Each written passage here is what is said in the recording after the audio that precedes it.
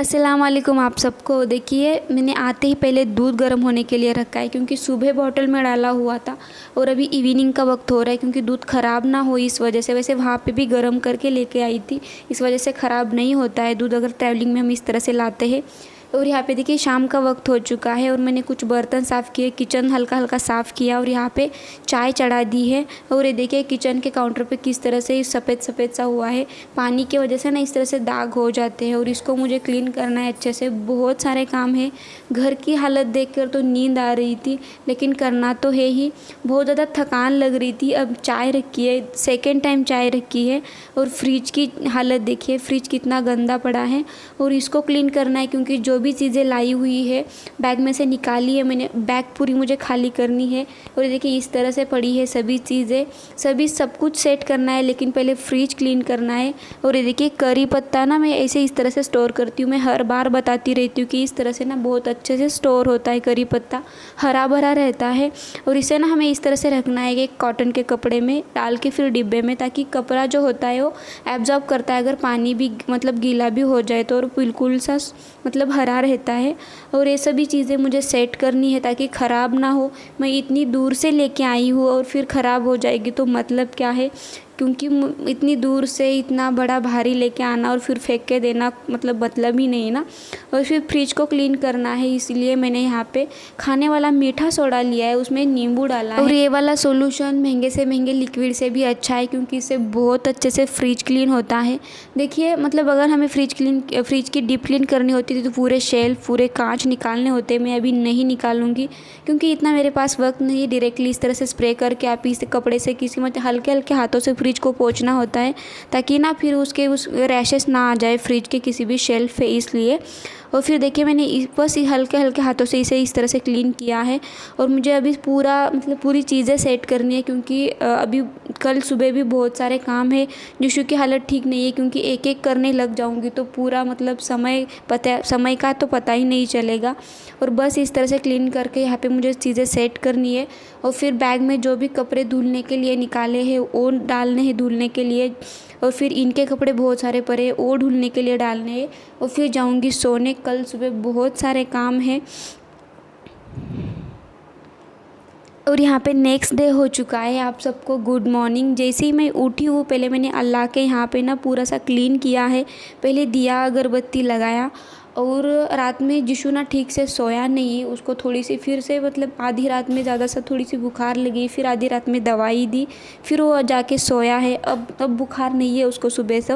और ये देखिए मैंने पहले आटे का डिब्बा निकाला है क्योंकि बहुत गंदा पड़ा था और इसको मुझे क्लीन करना है। मैं पहले एक काम करूँगी कि मुझे आटा छानना है। वैसे मैं आटा छानती नहीं हूँ लेकिन अभी 8-10 दिन से बंद पड़ा है डिब्बा, क्योंकि जिशु के अब्बू दाल चावल इस तरह से बनाते हैं, रोटी चपाती उन्हें नहीं आती है तो ढका हुआ था 8-10 दिन से। और इसमें जालियाँ भी लगती है ना आटे में, समझ में नहीं आती हमें कि आटे में जालियाँ है या नहीं। फिर इसलिए मैंने छाना है आटे को और फिर डिब्बे को अच्छे से वॉश करके फिर उसको पोंछ के सूखे कपड़े से ना फिर उसमें आटा डालूंगी ताकि आटा अच्छे से रहे।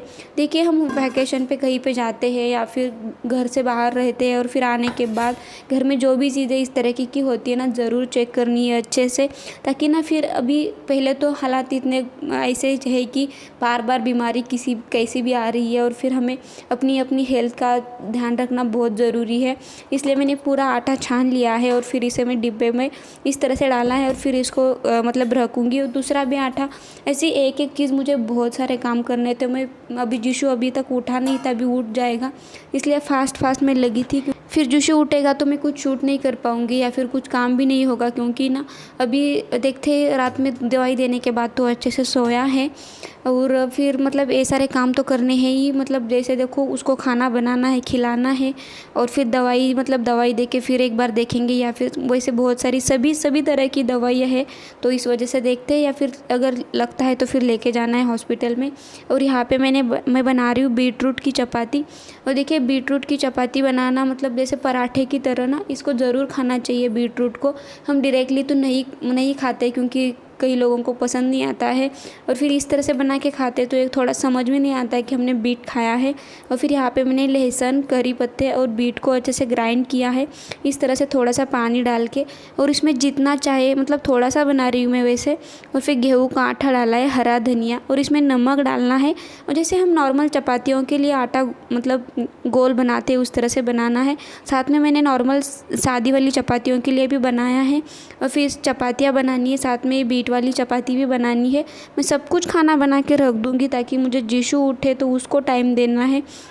और फिर हमें बीट की चपाती तो, अब नॉर्मल चपाती तो सबको पता है, लेकिन बीट वाली चपाती उसी तरह से चपाती बनानी है। फिर उसको इस तरह से भूनना है हमें, जैसे हम नॉर्मल चपाती बनाते हैं उसी तरह से। और फिर ऑयल लगा सकते हैं, घी, जैसे आपको पसंद है। और ये बीटरूट वाली चपाती, इसको हम दही के साथ भी खा सकते हैं, फिर ऐसे ही खा सकते हैं। और ये देखिए बहुत ये बीट खाना मतलब बहुत ज़्यादा हेल्दी भी है। बीट से ना हमारे ब्लड सर्कुलेशन अच्छा होता है, खास करके जब बीमार होते हैं ना तो ज़रूर खाना है। और ये देखिए मैंने बैंगन भी बनाया है। और फिर जो मैं लेकर आई थी गांव से, ये जो सफ़ेद वाले बैंगन होते हैं ना, ये वाले बहुत ज़्यादा टेस्टी लगते हैं, लेकिन यहाँ पे कभी कभी मिलते नहीं, जो काले वाले होते हैं वही मिलते हैं। और फिर देखिए साथ में राइस और ये नॉर्मल वाली सादी वाली भी चपाती बना के रखी है। और मेरा खाना बन गया, तब तक जीशु भी उठ चुका था, तो मैंने फिर उसको टाइम दिया है। वो उठने के बाद मैंने कुछ शूट भी नहीं किया था।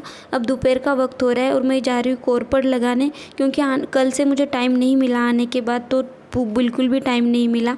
और आज सुबह से भी मतलब नहीं कर पाई थी। जीशु उठा तो फिर उसको टाइम दिया मैंने, और उसकी हालत अभी थोड़ी ठीक है, अब थोड़ा सा खेलने लगा है, चलो अच्छा है। और फिर यहाँ पे देखिए मैंने जो कल कोरपड को नीचे से लगाया था ना, सूखी वाली मिट्टी थोड़ी सी, तो उसमें आने के बाद पानी डाला था ताकि हरा रहे। तो ये गीला होने की वजह से ना पूरी मिट्टी जो है वो अलग हो चुकी है। और फिर इसको मैं लगा रही हूँ। मैंने वैसे एक ही लिया था, फिर मैंने और एक ला के दिया है, तो मैं दोनों को एक साथ ही लगाऊंगी, क्योंकि मेरे पास एक ही पॉट है जो कि ये पौधे लगाने का, तो इसी में लगा रही हूँ। वैसे आ जाएगा, क्योंकि ना ये ऐसी होती है कि कहीं पे भी आती है, मतलब हरी रहती है वैसे थोड़ी सी भी मीठी में, तो ये चिपक जाएगा, तब देखते हैं। और मैंने पूरा कूड़ा अलग करके इस तरह से लगाया है। बस इसको पानी डालूंगी। अभी मेन चीज़ ये है कि मैं इसको रखूँगी कहाँ, क्योंकि यहाँ पे ओपन स्पेस वाली तो गैलरी है नहीं। फिर मैं सोच रही थी कि मैं इसको ना विंडो के पास रखूँगी, वैसे पूरे घर में सनलाइट आती है, मतलब ऐसे कोई नहीं कि अंधेरा होता है। और ये देखिए यहाँ पे ना ये जो विंडो है छोटी वाली, और यहाँ पे इस तरह से मैं रख रही हूँ, और इसको इस तरह से बांधूंगी ताकि ये गिरे ना। और यहाँ की ये वाली विंडो पूरी खुली रहती है, ऊपर लहसुन और जीशु का भी झूला बंधा हुआ है, इस वजह से ये विंडो मैं लगाती नहीं हूँ। और फिर इसको इस तरह से बांधूंगी तो ये गिरे ना, और फिर ये अच्छे से रहेगा। और फिर इसमें मुझे पानी भी डालने आसानी हो जाएगी। ये देखिए इस तरह से मैंने यहाँ पे रखा है। और जीशु अभी सो रहा है, अभी मतलब जैसे ही वो सोया है तो मैंने ये शूट किया है। अभी और भी बहुत सारे काम है किचन में, कि सोच रही थी पूरे बर्तन निकालूंगी, लेकिन पूरे बर्तन तो नहीं, अभी नहीं, मतलब ऐसे होगा कि कभी भी उठ जाएगा जीशु, तो मैं थोड़ा थोड़ा से अभी 1-2 दिन में जैसे जैसे टाइम मिलेगा वैसे काम करूँगी। तो सबसे पहले मैंने एक प्याज लहसुन वाला जो रैक होता है छोटा वाला, इसको साइड मतलब खाली कर रही हूँ, क्योंकि मुझे इसको घिसना है। और देखिए यहाँ पे दिख रहा होगा आपको किचन काउंटर की किस तरह से हालत हो चुकी है, पूरा सफ़ेद पड़ा है। मैं इसको रात से 2 बार मैंने साफ़ किया, लेकिन अच्छा से नहीं निकला है। अभी इसको मुझे कुछ अलग सी ट्रिक लगानी है ताकि ये पूरा क्लीन हो जाए। आने वाले व्लॉग में दिखाऊंगी कि मुझे क्लीन किस तरह से करना है। और बस इसको मैं ना हल्के हल्के हाथों से घिस रही थी, ताकि इसके जो साइड्स की पट्टियाँ होती है इससे हमें अच्छे से घिसने नहीं आता है। बस मैं फिर इसको अच्छे से वॉश करके फिर सुखा के इसमें प्याज लहसुन ये सब कुछ रख दूँगी। और ये देखिए वॉश करने के बाद ना इसको मैंने पोंछा है कपड़े से सूखे, तो कितनी अच्छी तरह से दिख रहा है। बहुत ज़्यादा गंदा लग रहा था।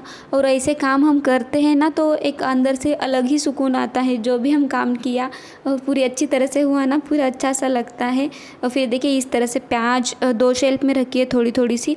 हम इस वाले रैक में ना आलू भी रखते हैं तो अच्छे से रहते हैं वैसे। और फिर देखिए इवनिंग का वक्त हो रहा है, और फिर मुझे और मतलब दोपहर में जो खाना बनाता वो तो है ही, लेकिन जीशु के लिए थोड़ा सा खाना बनाना है। और फिर ये देखिए मतलब जो भी बर्तन निकले पड़े थे वो मैंने धुल के रखे हैं अभी। लेकिन पूरा घर एक बार क्लीन करूँगी, एक बार झाड़ू लगाऊंगी, क्योंकि ऐसे लग रहा है कि कहीं पे जाली या ना रहे। पूरे मतलब किचन के नीचे से इधर उधर से सब तरफ से मैंने झाड़ू लगाया पूरे घर में। जीशु अभी उठेगा, अभी तक नहीं उठा है, वो सो रहा है, इस वजह से मुझे अभी अच्छा लग रहा है कि ठीक है उसकी नींद अच्छे से हो जाएगी ना तो फिर उसको अच्छा लगेगा। तो ये देखिए फिर से शाम का वक्त हो चुका है और जैसे जैसे मुझे आज समय मिलता गया मैं अपना काम करती गई और मुझे कल का व्लॉग अपलोड करना था, उसकी एडिटिंग करनी थी। इस वजह से फिर मुझे शाम में सोच रही हूँ अभी कर लूँगी। अभी फिर शाम का जिशु के लिए खाना बनाना है, तो इसी व्लॉग को यहीं पे कर रही हूँ एंड। अगर पहली बार चैनल पे है तो चैनल को सब्सक्राइब ज़रूर कीजिएगा। मिलती हूँ नेक्स्ट अच्छे से व्लॉग में, तब तक दुआ में याद रखना।